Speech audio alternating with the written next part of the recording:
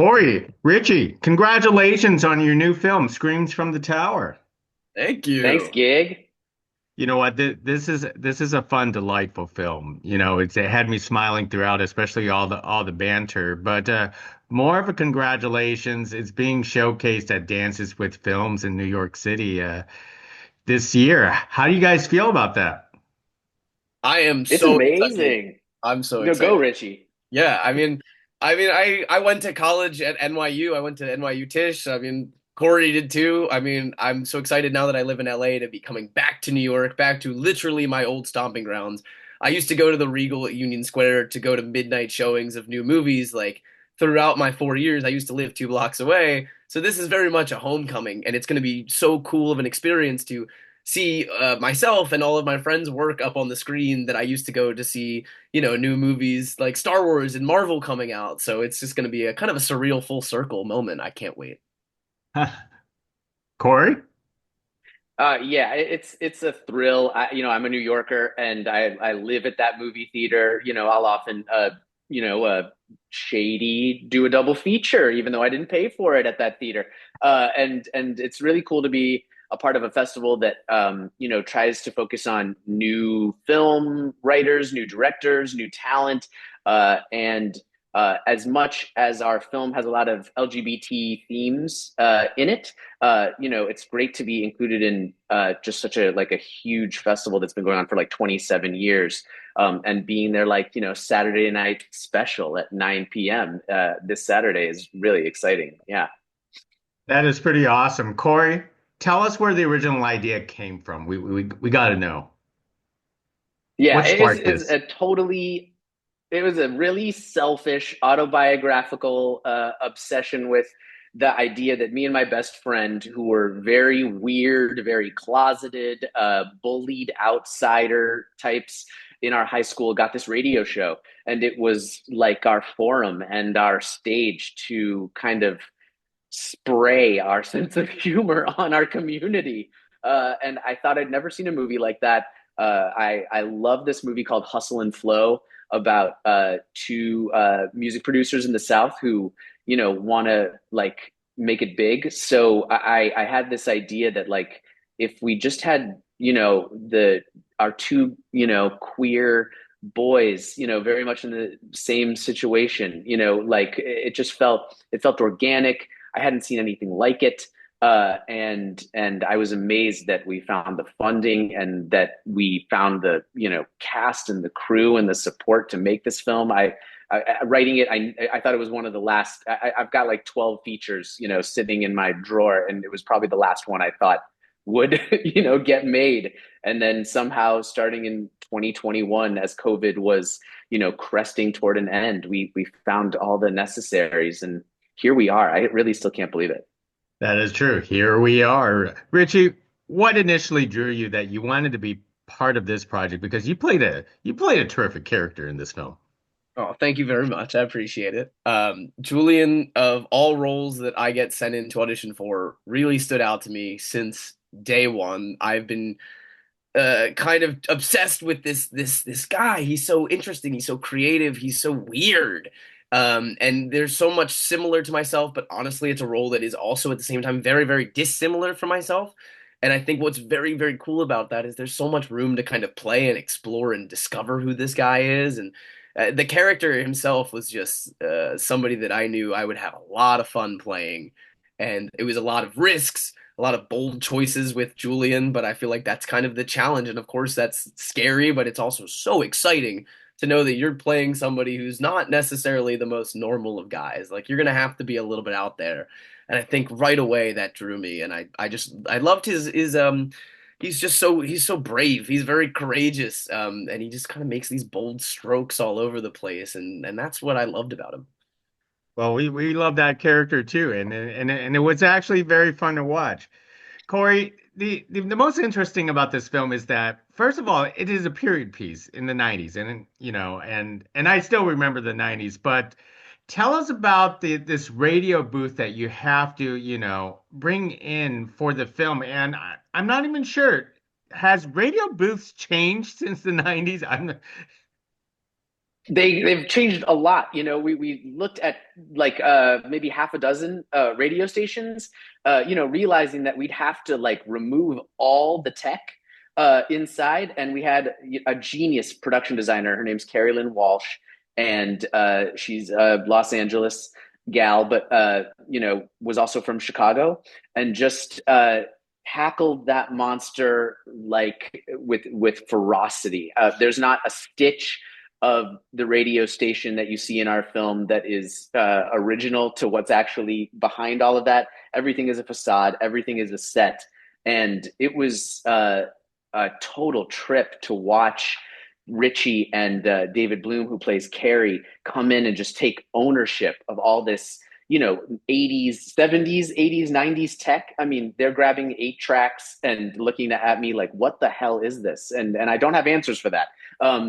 And I keep telling the story about, Richie on one take. I tell him that he's got to open this cassette, pull the cassette out, you put it in upside down, you press play and record at the same time, and then your show starts. And I said, action. And then Richie cannot figure out how to open this cassette, this like plastic, 2-part piece of nothing. And the whole crew is just freaking out laughing because yeah, at this point, like all the tech I grew up with is just arcane. And it's funny, like I never think of the film as a period piece, because when I hear that I think of like Howard's End or something. But yeah, every car, every stitch of clothing, every piece of tech in our film pulled right out of the 80s and 90s. And Chicago's a great place to find that stuff, because that's a weird, wonderful town. There's a lot of weird garages and a lot of weird people that save that stuff, in that city particularly. And we took it all. We stole some of it, and it's all in the movie. Wow, excellent. Hey, Richie, tell us about playing with this with these toys. I want to say, you are much younger than this, and you probably weren't even born in the 90s. And also tell us how long it took you to develop that radio voice that that you have to do for this film. Right, absolutely. Well, listen, I was born in 97, which is the cutoff year between millennial and Gen Z. So I would say for the first 10 years of my life, I grew up with this millennial, they had the tapes, and we went to Blockbuster and we went to the mall just for fun because you had nothing else to do. And then I think as soon as I got into high school, things really changed to Gen Z. So I kind of grew up with all of this stuff, and I grew up at the tail end of the 90s, but I personally like never really got to experience it other than the first couple of years of the 2000s. So it was really cool to kind of go back and kind of live in the decade that I was actually born in, and kind of, I got a lot of that in my very early childhood, but now I get to go back, and obviously I still have a lot to learn. To Cory's point, that day that I got that tape in, I had no idea how to open it. I definitely botched several takes because I had no idea how to work the equipment. They're like, open the cassette tape, and I'm like, yeah, pressing all the buttons, and I couldn't figure it out. And then, I think probably at least 2 takes went to the wayside just because I didn't know how to work the stuff, which, my parents had growing up, and we had whole bins of them, but I never used them. And then as far as the radio voice goes, I think that was just kind of like it was like Julian's theater is the radio station. It's his chance to kind of put on his show and get his voice out there and his ideas about the world out there. So I feel like as soon as it starts rolling, like he kind of feels like he's taking a step onto center stage a little bit. And obviously he wants it to be a comedy, but very much he's still, it's still all very plotted out, and he still has exactly the way that he wants it to go. So I think it was just fun playing around trying to find that voice. I know the Corey, the dialogue in this film is pretty awesome because you could absorb every word and laugh at every sentence. Tell us about crafting this, especially between the characters, because it's just so delightful to watch the interaction with everybody.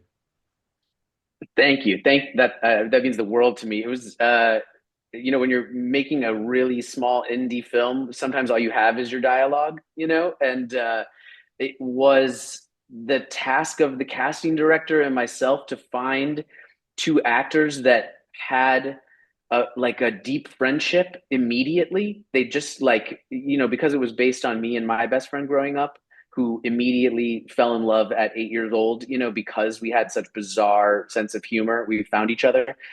So to find two actors that have that back and forth was like great fortune. And, as much as we improved on set, so much of what you see in the film is actually scripted. So I'm like thrilled that it feels organic and that it feels real. I think that's just a tribute to how good Richie is and how good David Bloom playing Cary Geller is.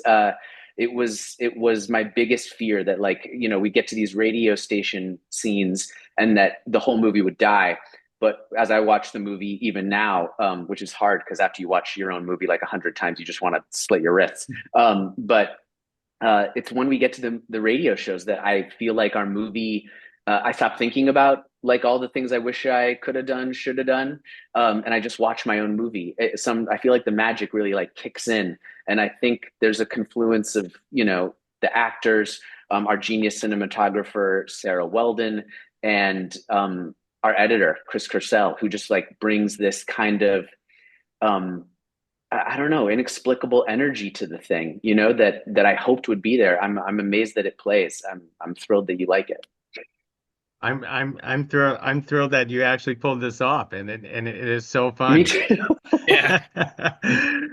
Ri- Richie, tell us the development of chemistry with your on-screen partner, David Bloom, in this case, because you two worked wonderfully together on screen. Thank you so much. Massive credit to David Bloom. He's probably still to this date my favorite person I've ever had a chance to share a scene with. Um, we met each other days before we flew out. We both live in LA, only like a half an hour away from each other, so we met up. And almost from the first time we met up, like the chemistry that you see on screen very much correlates to the chemistry that we have in real life. During this, the month plus process of filming this, like we spend almost every second together of every day. We had this insane inside humor that no one else on the set would get, but obviously that kind of works very, very well for these characters. Sometimes we would just bring that in, and I feel like we developed very quickly the same relationship that Julien and Carey have. Like, definitely within the first few days of filming, we were locked in, and we were just having fun. We were goofing off like two high school kids do, and I feel like that really comes through when you're watching the final product. So, yeah, all of our off days were having fun, going to art museums, going to Cubs games, exploring Chicago. So we really just did have that genuine friendship from day one that still persisted today. Well said, well said. And Corey, I'm going to throw the last question to you because being a '90s period piece and LGBTQ themes, if I recall correctly, that was like the decade where LGBT was sort of like coming to focus because it was sort of like in the closet yet not in the closet, debating whether to come out of the closet or not come out of the closet, don't ask, don't tell, thing. How did you want to tackle these type of themes into your film? Yeah, I think like one of the goals in writing the movie and telling this story was to, keep away from all the cliches and the tropes and even the like really successful LGBT stories that had been told before on screen.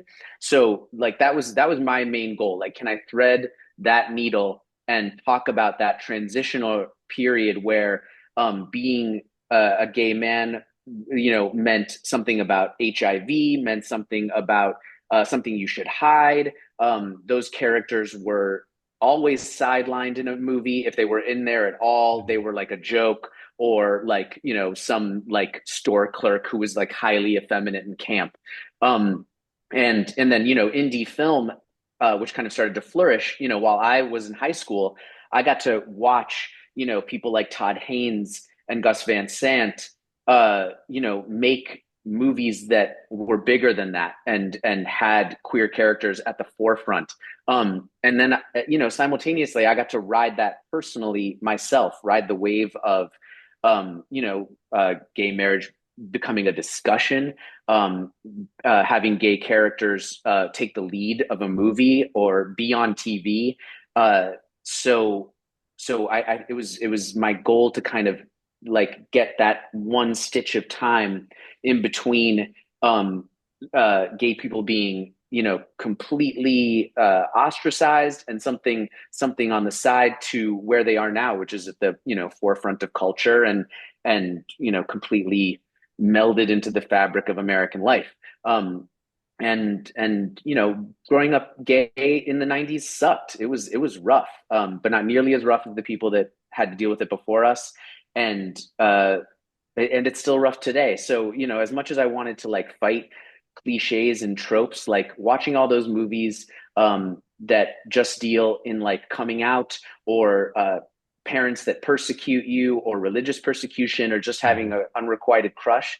I thought, that I would make a movie that was beyond that because it felt like we were heading in that general direction. And now where we're at in society, I think we need all of those movies like to come back again, just as much as we need Screams from the Tower.